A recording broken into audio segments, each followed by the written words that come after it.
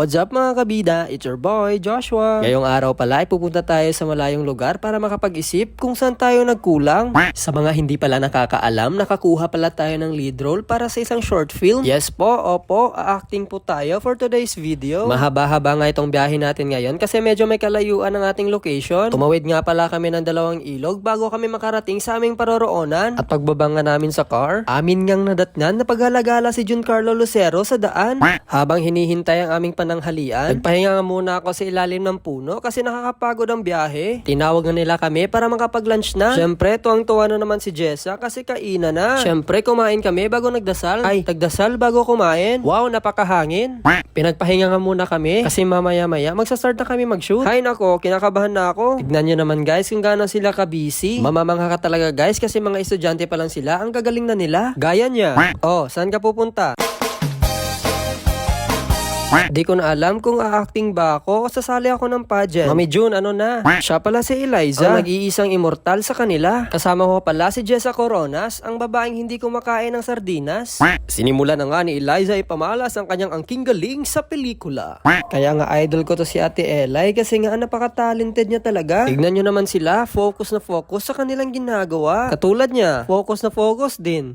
Ito pala si Nanay Sita ang gaganap bilang isang albularyo. At habang naghihintay ako sa eksena ko, na-realize ko na napaka-cute ko. At yun na nga guys, yan pala ang eksena ko ngayong gabi. Ang pumasok sa kwarto at matulog. Charot lang. Syempre may mga linyahan tayo pre. Kaya nga bida tayo eh. Bida-bida, sabi nga nila. Kakasimula pa nga lang, nagrereklamo ka na agad. Masarap magtrabaho kapag ganito ang mga kasama mo. Yung tumatakbo. Habang sila ay nagsushoot sa eksena ni Jessa, tamang abang lang si Joshua sa Gedli. Kasama ang aking mga lodi. Pagkatapos nga ng eksena ni Jessa, eksena ko na naman ang ilalaban. Kahit marami ang nakatingin, hindi ko sila papansinin, baka magalit si Direk sa akin. Ito na pala ang huling eksena ko ngayong gabi. Dahil mamayang madaling araw, lilipad kami. Kailangan ko ding magpahinga para meron akong lakas sa matinding eksena mamaya. Ito na nga, hindi ko na kilala ang sarili ko dahil sa contact lens na to. Di ko na kailangan mag-effort para itirik ang mata. Kasi nga si Crush lang makakagawa. Umaga na nga kami natapos sa pag-shoot. Kaya shoutout sa babaeng ito na napakagaling. Dahil natapos na nga ang eksenang ito, agad-agad na nilang tinanggal ang contact lens ko. Napaproud ako sa sarili ko dahil first time kong gumamit ng contact lens. Hindi ako nahirapan dahil sa team. Dami pang energy ng mga idol ko kahit wala pang tulog. Direct cut na daw sabi ni Jessa.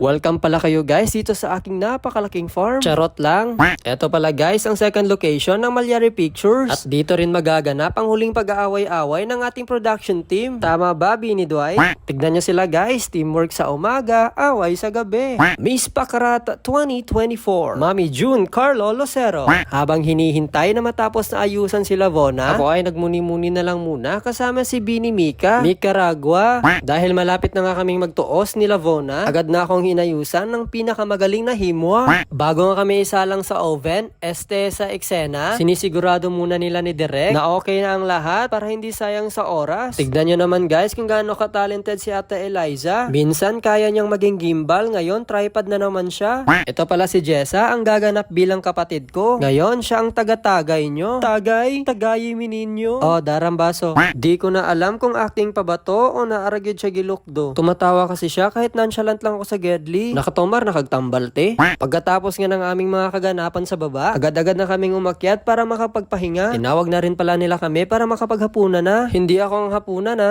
Pagkatapos nga naming kumain, agad na akong naligo kasi ramdam ko na ang dumi-dumi ko. Naligo ako guys kasi ang dumi-dumi ng pantalon ko kanina. Pinag-swimming kasi ako ni Direk kahit walang tubig. Dahil busy pa ang iba, nag-TikTok muna kami para masaya. Tignan nyo naman guys, hataw na hataw ang ating himuwa at sila Vona. Ganito kagaling ang aming hair and makeup artist guys. Naglalaan talaga sila ng maraming oras para maging realistic ang sugat at sunog na balat ni Leona. Nakakamangha nga guys. Dahil gamit lamang ang toilet paper na galing sa CR at glue bilang pandikit, na-achieve nila ang sugat na napakalupit. Agad na nga kaming bumaba at dito na lang nila itinuloy ang mga sugat ni Leona. Kasi nga anong oras na? Lilipad pa siya.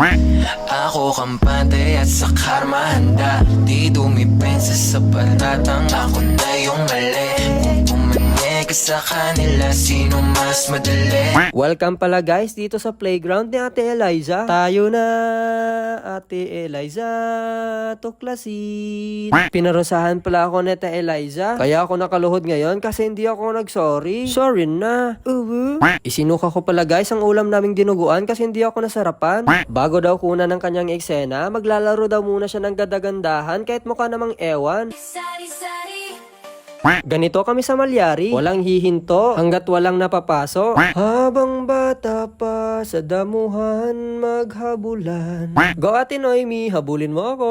Best experience talaga ang eksenang ito. Bukod sa pawis, kakatakbo, sugat ang nakuha ko nung iniwan mo ako. Kugmo. Hindi ko na malayan guys, kakatakbo may mga sugat na pala ang mga paa ko. Pero hindi ko ininda kasi cute ako. Namamangha din ba kayo sa apoy na nasa likod? A, oo. B, hindi. C, pwede. D, false. Ang galing-galing ni Jade Gozo maglaro ng apoy. Siya pala ang natitirang firebender sa Monica Homes. Hay, salamat Lord. Ito na ang huling eksenang kukunan bago kami magsiuwian. Yun lamang at maraming salamat. Bye uy. Why Powen?